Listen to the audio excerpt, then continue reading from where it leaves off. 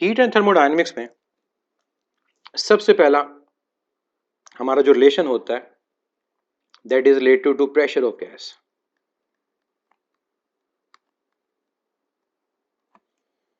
और pressure of gas के relations 1/3 rho density into mean square velocity. ये जो पूरा वेरिएबल है ये क्या है, ये मीन स्क्वायर वेलोसिटी है।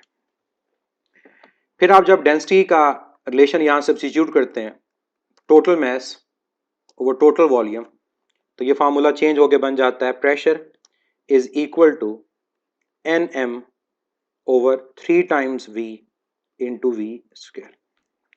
इसको 2 से मल्टीप्लाई 2 से डिवाइड करें, फिर ये फार्मूला बन जाता है 2/3 एन ओवर वी, और ये आपके पास आ जाता है half M V square. Half M V square और ये साइन मीन का, इसको आप बोलते हैं मीन काइनेटिक एनर्जी। और N over V number of molecules पर यूनिट वॉल्यूम, ये कांस्टेंट होता है, इसको एन नॉट से रिप्रेजेंट करते हैं।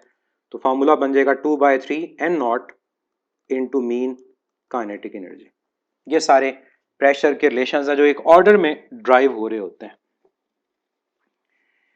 प्रेशर ऑफ गैस के बाद हम इन्हीं रिलेशन को यूज करके और जनरल गैस इक्वेशन को यूज करके टेम्परेचर के रिलेशंस को ड्राइव करते हैं। वो टेम्परेचर के हमारे पास रिलेशन क्या आता है, उसका सबसे जो बेसिक हमारा रिजल्ट है मैं उसी से स्टार्ट करूंगा।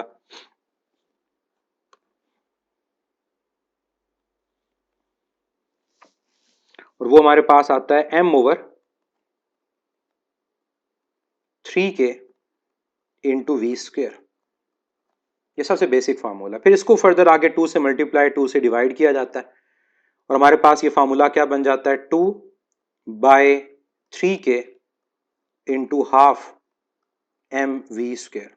के बारे में आप जानते हैं, के क्या है, के बोल्ट्जमैन कांस्टेंट है, general gas constant over Avogadro's number, और वैल्यूज की होती है 1.38 10⁻⁻23 यूनिट होता है जूल पर केल्विन, जो एंट्रोपी का यूनिट होता है। तो इस फार्मूला में आप के को अगर रिप्लेस कर देते हो तो ये फार्मूला हमारे पास चेंज होकर क्या बन जाएगा 2 times N A over 3 times R और साथ एवरेज काइनेटिक एनर्जी। फिर इस फार्मूला को एवरेज काइनेटिक एनर्जी की फॉर्म में लिखें तो यह आएगा 2/3 के वापस मैं लिख दिया और साथ ही आ जाएगा एवरेज काइनेटिक एनर्जी। दोनों फार्मूलाज प्रेशर और टेम्परेचर को देखें तो दोनों का एवरेज काइनेटिक एनर्जी के साथ रिलेशन क्या है, डायरेक्ट है। फिर रूट मीन स्क्वायर वेलोसिटी और मीन स्क्वायर वेलोसिटी, उसका रिलेशन भी पता होना चाहिए। उसकी बात मैं भी करूंगा कि उनके साथ इनके क्या रिलेशन है। क्योंकि उनसे पहले मैं लिखता हूं मीन काइनेटिक एनर्जी या एवरेज काइनेटिक एनर्जी, उसके relation in terms of pressure और in terms of temperature. Mean kinetic energy का रिलेशन अगर मैं प्रेशर के लिए लिखूं तो मेरे पास क्या रिलेशन बनेगा 3p ओवर 2n0। चाहे आप यहां पर n0 की वैल्यू को पुट कर दें, n0 की वैल्यू पुट करेंगे तो क्या आएगा 3pv ओवर 2n। और अगर मैं टेम्परेचर के लिए मीन काइनेटिक एनर्जी या एवरेज काइनेटिक एनर्जी का रिलेशन लिखता हूं तो वो क्या आएगा 3 टाइम्स kT डिवाइड बाय 2। और पास पेपर में इससे रिलेटेड न्यूमेरिकल भी आ चुका है। फिर कई दफा क्वेश्चन आपसे रेशो का पूछा जाता है दो डिफरेंट टेम्परेचर के ऊपर। अगर हमने मीन काइनेटिक एनर्जी को कंपेयर करना हो तो मीन काइनेटिक एनर्जी की रेशो क्या बनेगी इस फार्मूला से T1 ओवर T2। और दो डिफरेंट गैसेस का टेम्परेचर सेम हो तो मीन काइनेटिक एनर्जी सेम, क्योंकि और कोई वेरिएबल नहीं है जिस पे वो डिपेंड करे, तो वो कांस्टेंट ही रहेगा। तो ये रिलेशन आपने याद रखना है कि मीन काइनेटिक एनर्जी का टेम्परेचर के साथ क्या रिलेशन बनता है। मीन काइनेटिक एनर्जी के बाद मैं बात करूंगा मीन स्क्वायर वेलोसिटी की।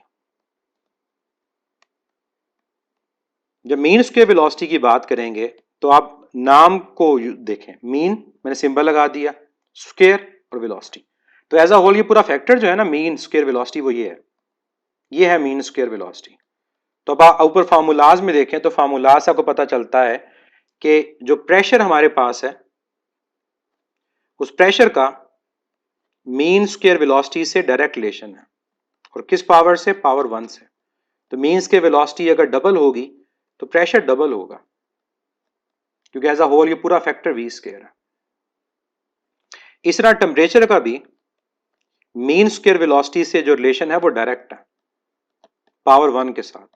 अगर मीन स्क्वायर वेलोसिटी हमारे पास डबल होगी तो टेम्परेचर की वैल्यू डबल होगी। ये ख्याल रखना आपने, इनका आपस में रिलेशन लीनियर है। मीन स्क्वायर वेलोसिटी कई दफा मॉलिक्यूल्स की वैल्यू गिवन हो उससे भी कैलकुलेट होती है। वो कैसे? आप क्या करते हैं, तमाम जो मॉलिक्यूल्स की वेलोसिटी है उनका स्क्वायर लेंगे और जितने मॉलिक्यूल्स हैं उनको प्लस करने के बाद उस नंबर ऑफ मॉलिक्यूल से डिवाइड कर देंगे। इसको समेशन की फॉर्म में लिखा जाता है, summation V I square, and I is from 1 to n, और ये डिवाइड किससे हो रहा है? n से हो रहा है, और ये वैल्यू जीरो नहीं आ सकती, ये ख्याल रखिएगा, क्योंकि स्क्वायर ले लिया तो नेगेटिव भी क्या हो जाएगा? पॉजिटिव। तो ये वैल्यू मीन्स के वेलोसिटी की जीरो नहीं आती, ना मीन्स के वेलोसिटी जीरो, ना रूट मीन्स के वेलोसिटी जीरो आती है। फिफ्थ में बात करता हूँ रूट मीन्स के वेलोसिटी, और इससे का फार्मूला भी पास पेपर में आ चुका है। तो फार्मूलाज की इंपॉर्टेंस बहुत ज़्यादा है।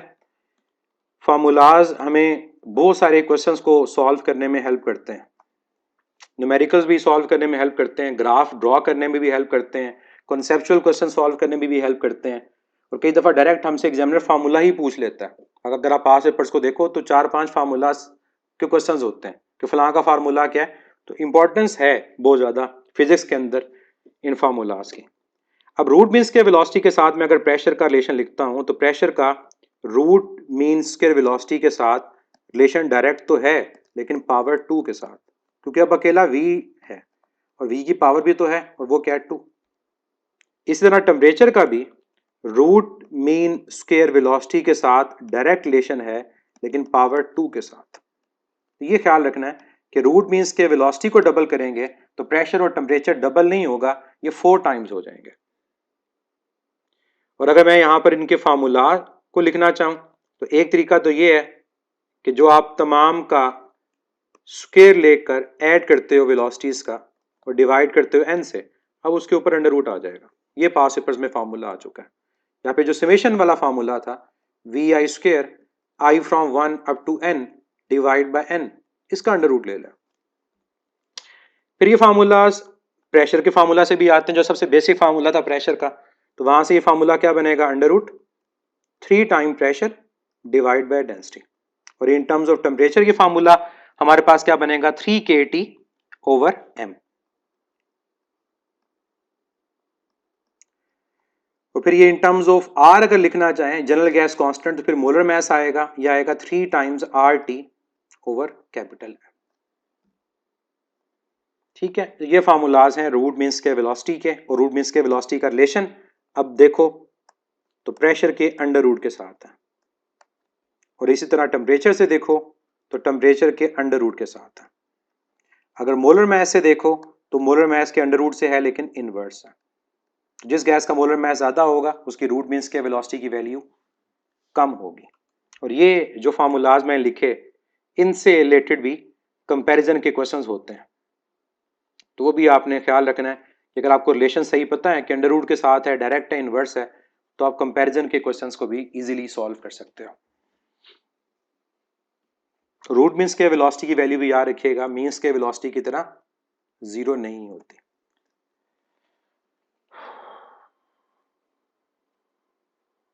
नेक्स्ट मैं गैस लॉस के फार्मूलाज लिखूंगा।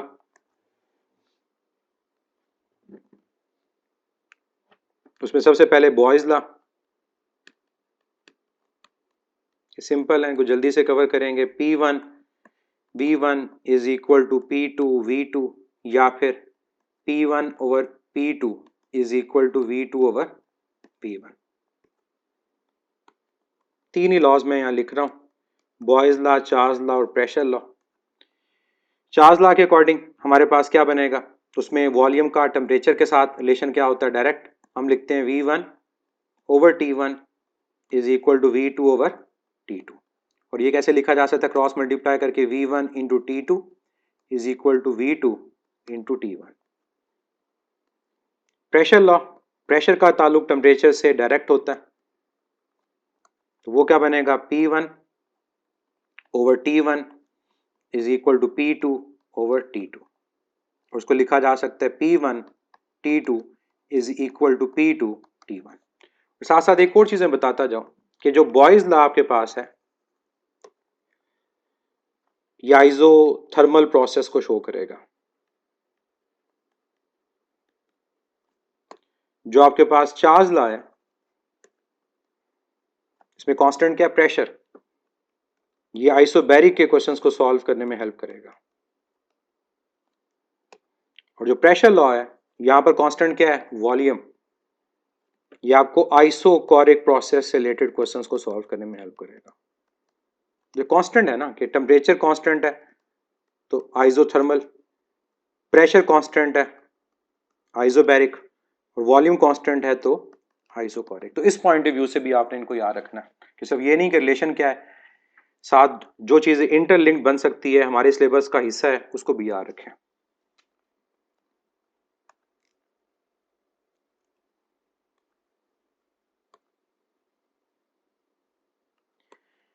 नेक्स्ट मैं टेम्परेचर कन्वर्जन की बात करूंगा। दो रिलेशन मैंने आपको लिखवाए थे, एक टेम्परेचर कन्वर्जन का और एक टेम्परेचर के चेंज के कन्वर्जन का। टेम्परेचर कन्वर्जन का फार्मूला क्या था, degree Celsius over 100, degree Fahrenheit -32 over 180, kelvin -273.15 over 100। तो इनको कंपेयर कर लें तो आप आपस में चाहे सेल्सियस को फ़ारेनहाइट के इक्वल कर लें, चाहे फ़ारेनहाइट को केल्विन के इक्वल कर लें, तो कंपेयर करके आप इनके जो फर्दर रिलेशंस हैं उनको भी बना सकते हैं। नेक्स्ट जो रिलेशन मैं यहां पे मेंशन करूंगा वो डिफरेंस ऑफ टेम्परेचर के कन्वर्जन का। टेम्परेचर को कन्वर्ट करना और टेम्परेचर के डिफरेंस को कन्वर्ट करना, ये डिफरेंस है कि टेम्परेचर डिफरेंस अगर 25 डिग्री सेल्सियस है तो फ़ारेनहाइट में वो कितना होगा, और उसका मैंने आपको बताया था मेथड। ये जो न्यूमरेटर में वैल्यूज हैं ये चेंज है, एक फिक्स वैल्यू से, इनकी जगह आप डेल्टा टी सब्स्टिट्यूट कर दें तो आपके पास फार्मूला बन जाएगा temperature change in Celsius over 100, temperature change in Fahrenheit over 180। इसको शॉर्टकट भी आपने बनाया था 1.8 वाला, वो यहीं से आता है, और temperature change in kelvin over 100। अब केल्विन के चेंज को और सेल्सियस के इक्वल करोगे, डिनोमिनेटर कैंसिल होगा, तभी आप कहते हैं कि दोनों में जो टेम्परेचर का चेंज होता है वो क्या होता है, वो सेम होता है।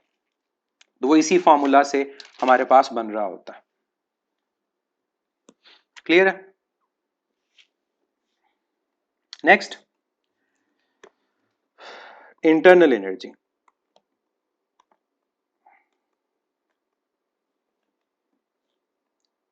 अब इंटरनल एनर्जी के लिए डिग्री ऑफ फ्रीडम का पता होना चाहिए कि डिग्री ऑफ फ्रीडम की वैल्यू क्या है, और उसके लिए मैं फार्मूला अगर लिखता हूं कि हमारे पास फार्मूला क्या होगा इंटरनल एनर्जी का, तो U is equal to F degree of freedom divide by 2 into KT। और अगर आप इसको लिखना चाहते हो इन टर्म्स ऑफ R तो फिर ये फार्मूला मैं लिखता हूं for n number of moles, for n moles, for n moles ये फार्मूला क्या होगा, n times F over 2 into R into T। तो K और R की फॉर्म में ये रिलेशन आपने याद रखना है।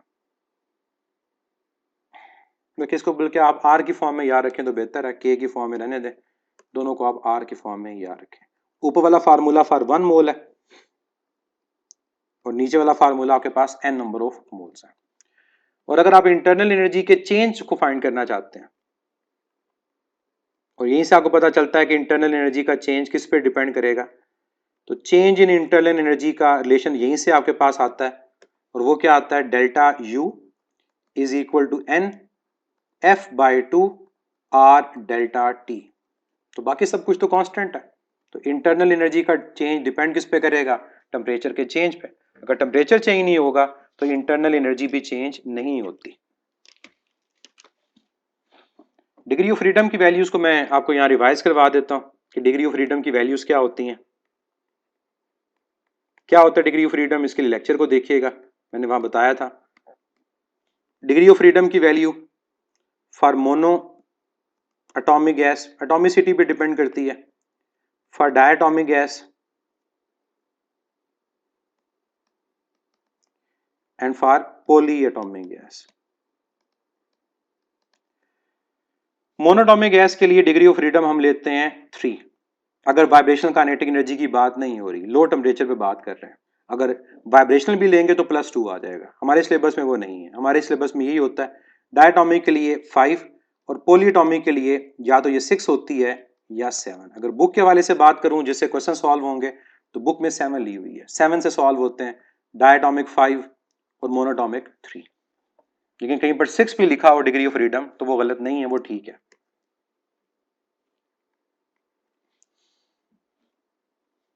नेक्स्ट मैं बात करूंगा फर्स्ट लॉ ऑफ थर्मोडायनेमिक्स के।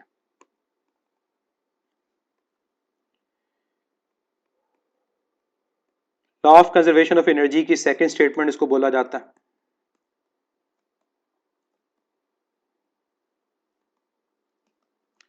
और फर्स्ट लॉ ऑफ थर्मोडायनेमिक्स की मैथमेटिकल फॉर्म क्या है कि heat is equal to work done plus change in internal energy. फिर इनके साइंस इंपॉर्टेंट है, विदाउट साइंस ये कुछ नहीं है फॉर्मूला। आपको साइंस का पता होगा तभी आपके क्वेश्चन भी सॉल्व होंगे। हीट कब पॉजिटिव है, कब हीट नेगेटिव है। वर्क डन कब पॉजिटिव है, कब नेगेटिव है। इंटरनल एनर्जी का चेंज कब पॉजिटिव है और कब इंटरनल एनर्जी का चेंज नेगेटिव है। हीट हमारे पास कब पॉजिटिव होती है, हीट पॉजिटिव तब होती है जब सिस्टम को हीट देते हैं। Heat given to the system. कब नेगेटिव होती है, जब सिस्टम से हीट निकाल लेते हैं। Heat taken from the system. जैसे कार्बन इंजन में अगर हाई टेम्परेचर रिजर्वायर रखेंगे हीट देंगे पॉजिटिव, अगर लो टेम्परेचर रिजर्वायर रखेंगे कंप्रेशन होगी हीट निकलेगी नेगेटिव। वर्क डन का पॉजिटिव है जब work done by the gas हो, बाय द सिस्टम हो, पॉजिटिव। और कब नेगेटिव होगा, जब work done on the system हो।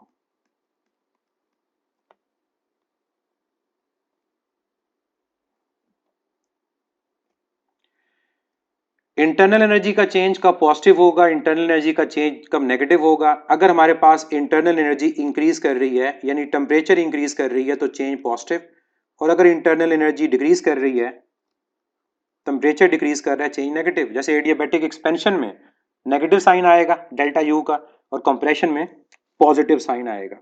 ये उससे रिलेशन आपको पता चल जाता है।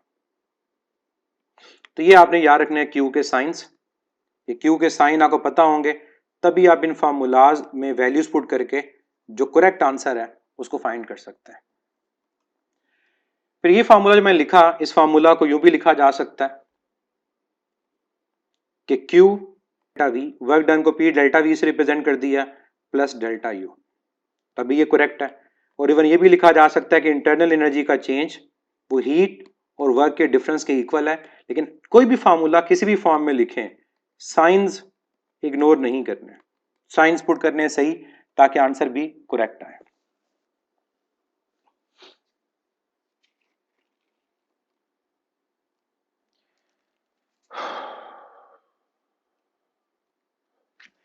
इंटरनल एनर्जी का चेंज का एक और फार्मूला को मैं यहाँ बता दूं, वो ज़्यादा आपके सिलेबस से रिलेटेड है इसके मुकाबले में। और वो फार्मूला हमारे पास in terms of C V है, और वो क्या है, change in internal energy is equal to N times C V into delta T. तो सी वी की वैल्यू आपको पता है क्या है, तो अगर आपको सी वी की वैल्यू पता है फॉर मोनोटॉमिक, डायटोमिक, पॉलीटॉमिक, तो इस फार्मूला से भी आप इजीली इंटरनल एनर्जी के चेंज को कैलकुलेट कर सकते हैं। तो ये फार्मूला भी आप लोगों ने याद रखना है, ये ज्यादा आपके टॉपिक से रिलेटेड है पहले वाले के मुकाबले में।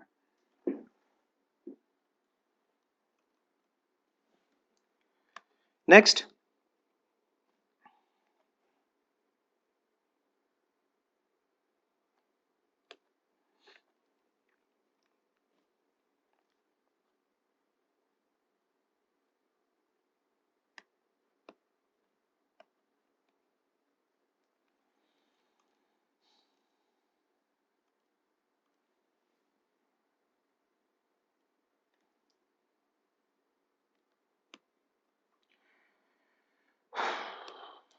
इंटरनल एनर्जी का चेंज हो गया, फर्स्ट लॉ ऑफ थर्मोडायनेमिक्स हो गया, molar specific heat.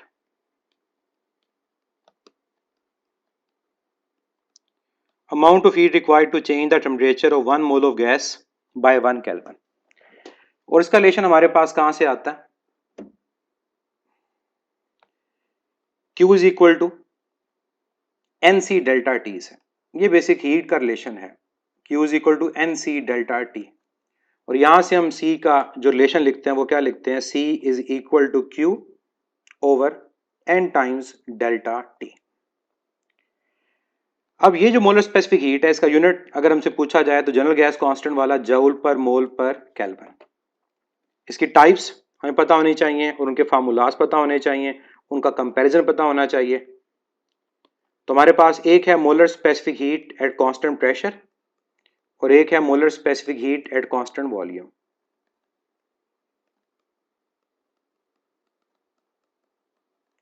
Molar specific heat at constant pressure को हम रिप्रेजेंट करते हैं Cp से और molar specific heat at constant volume को हम रिप्रेजेंट करते हैं Cv से। मैं लेक्चर में बताया था कि हम कांस्टेंट टेम्परेचर क्यों नहीं लेते और इस तरह एडियाबैटिक में क्यों नहीं लेते, उसकी बात मैं यहां पर करूंगा। अब Cp और Cv का रिलेशन आसान है। Cp किसके इक्वल होगा? कांस्टेंट प्रेशर के ऊपर जो हीट प्रोवाइड की Qp over N delta T, और Qp किसके इक्वल होता है? Work done plus change in internal energy, और ये डिवाइड किससे होगा? N डेल्टा टी से।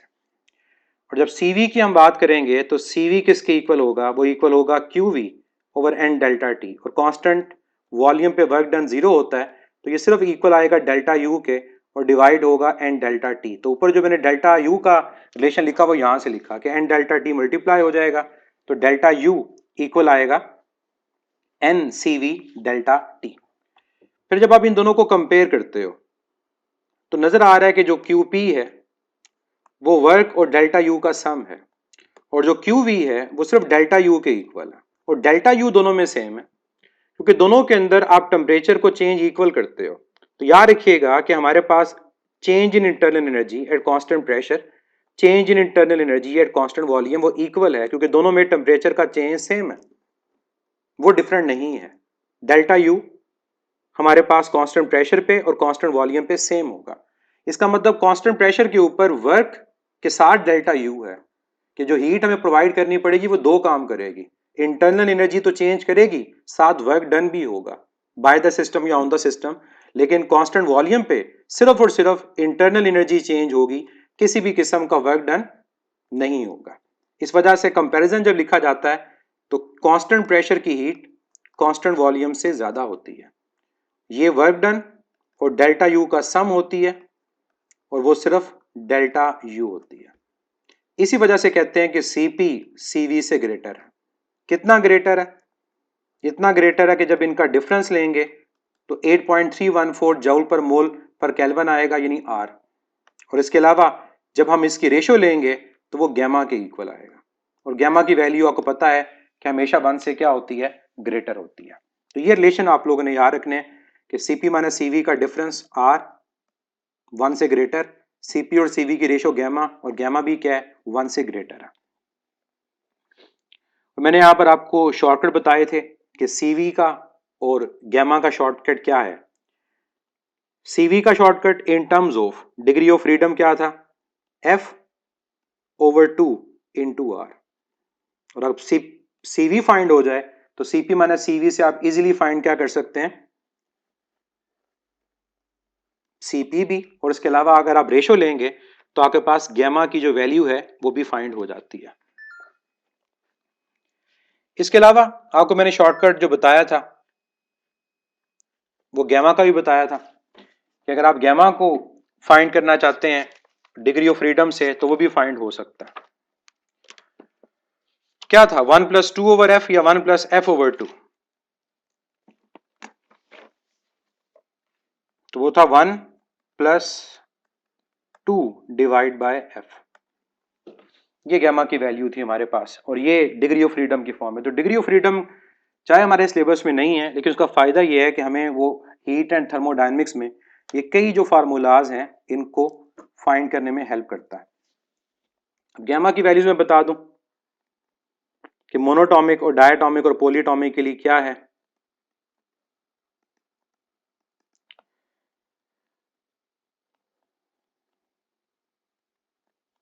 और ये भी आपको पता होना चाहिए किसके लिए ज्यादा है और किसके लिए कम है।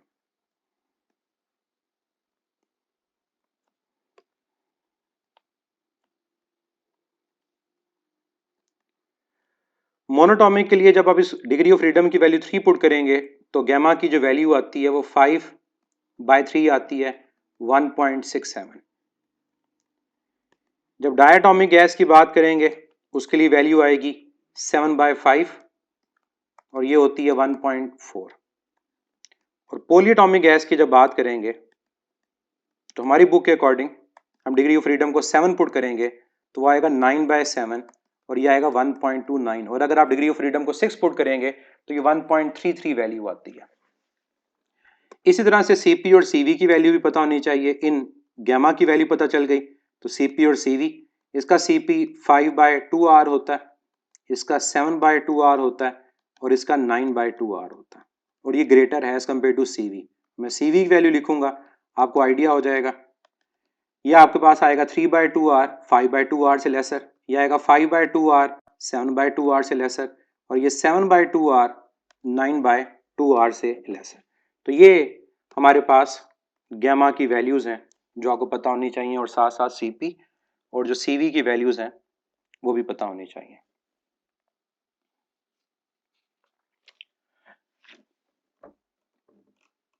लास्ट मैं आपको वर्क डन के फार्मूलाज बता दूं कि कहीं पर अगर ये यूज होते हैं।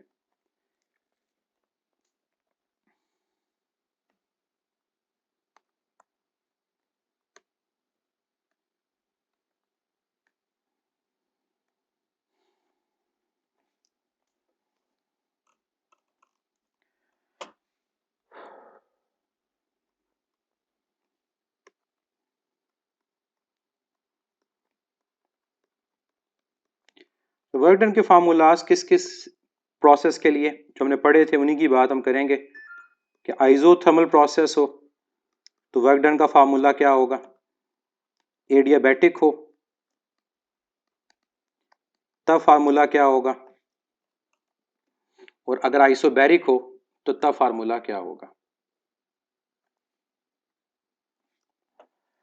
आइसोकोरिक की बात नहीं करूंगा क्योंकि आपको पता है कि आइसोकोरिक में जो वर्क डन होता है वो 0 के इक्वल होता है। तो आपको बस इन तीन का जो वर्क डन का रिलेशन है पता होना चाहिए। यूज हो ना हो वो बात की बात है। एडियाबैटिक और आइसोबैरिक तो होता है, आइसोथर्मल नहीं होता क्योंकि आइसोथर्मल के फार्मूला को सॉल्व करने के लिए आपको कैलकुलेटर चाहिए। फार्मूला जरूर पता होना चाहिए। फार्मूला है NRT लॉग, बल्कि लॉग की जगह लॉग ई होता है और लॉग ई होता है नेचुरल लॉग, तो इसको मैं नेचुरल लॉग लिख देता हूँ। नेचुरल लॉग ऑफ V2/V1 और आपको पता है V2/V1 P1/P2 के इक्वल होगा। जैसे बॉयज लॉ में लिखा तो ये फार्मूला P1/P2 यूं भी लिखा जाता है। यहाँ मैं एक चीज छोड़ गया, नेचुरल लॉग लिख रहे हैं साथ।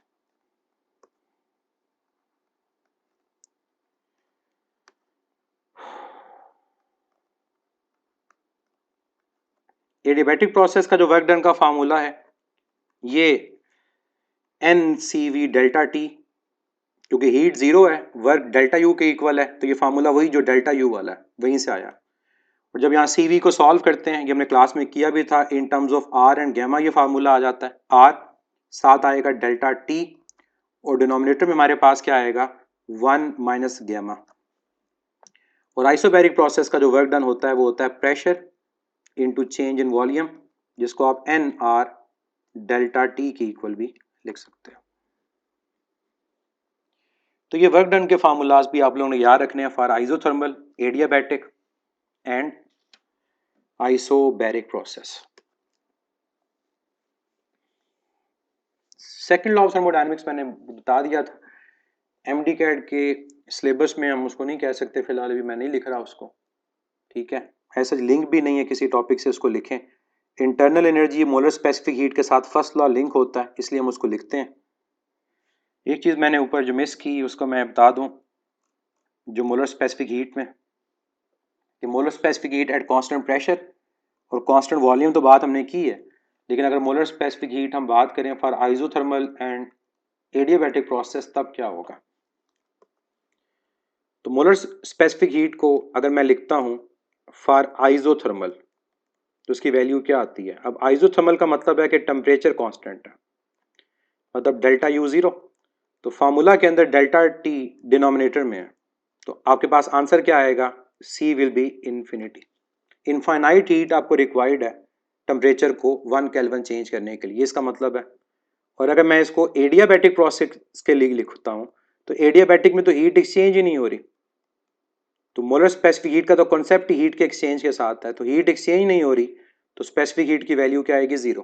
तो ये भी आप लोगों ने याद रखना है कि आइसोथर्मल के लिए मोलर स्पेसिफिक हीट इन्फिनिटी होती है और एडियाबैटिक के लिए मोलर स्पेसिफिक हीट जीरो होती है।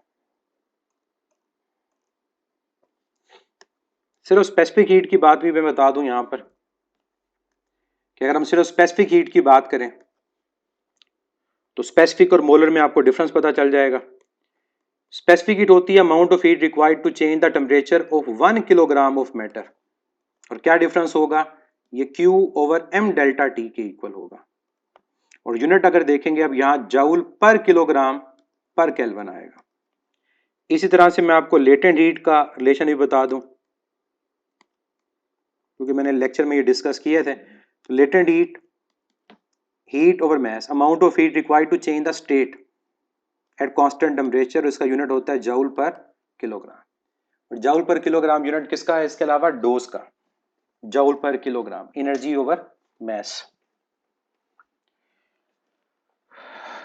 तो ये फार्मूलाज से मेरा ख्याल है कोई मिस नहीं हुआ हीट एंड थर्मोडायनेमिक्स में। जो फार्मूलाज मैंने वो लिखे हैं जो हमारे पास सिलेबस से लिंक्ड है। बाकी आप लोग जो मैंने इसके अलावा सेकंड लॉ और एफिशिएंसी के फार्मूलाज बताए थे उसको आप जो इसका लेक्चर है ओवरऑल उसमें देख लीजिएगा।